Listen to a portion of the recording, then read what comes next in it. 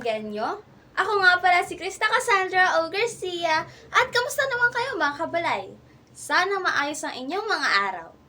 Ngayon, dadalhin ko kayo sa isang adventure dito sa ating magandang probinsya ng Batangas. Para sa mga hindi nakakaalam, ang Batangas ay sikat sa mga magagandang beaches, masasarap na pagkain, at syempre sa mga mababait at masisipag na tao. At ngayon, bibisita tayo sa Basilica Minor ng Immaculada Concepcion at sa Plaza Mabini. Ang unang destinasyon na pupuntahan natin ay ang Basilica. Ang Basilica ay ginawa bilang isang malayang parokya noong 1614 sa ilalim ng advokasyon ng Immaculada ng Concepcion.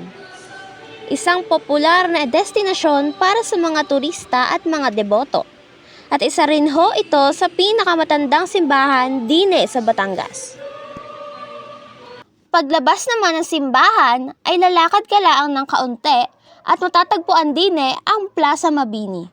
Dini din natin makikita ang mga nagtitinda ng magagandang bulaklak na maaari mong ipangregalo. Paglabas natin doon ay masasaksihan natin ang mga magagandang tanawin pati na rin ang mga Christmas decor na talaga namang kagaganda.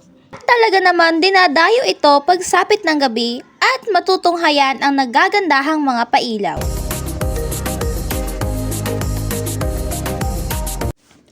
Kaya naman pala sikat ang Batangas eh. Sulit ang pagpunta din eh.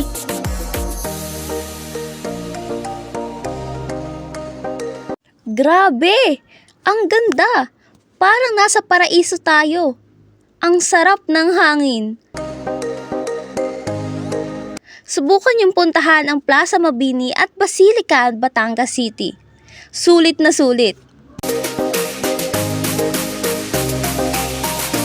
Sa pinakagitnang parte ng parke, matatagpuan ang malaking estatwa ni Apolinario Mabini na mas kilala bilang dakilang lumpo at utak ng himagsikan. At isa lamang si Mabini sa mga pinagmamalaking bayani na nagmula sa ating bayan.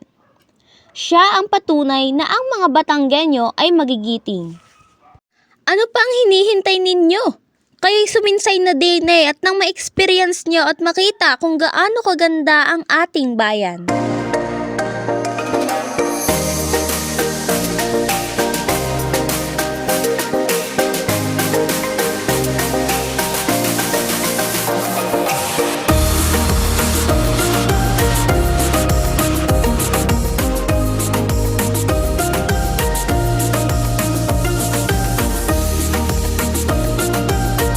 Huwag kalimutang mag-subscribe at i-like ang video na ito.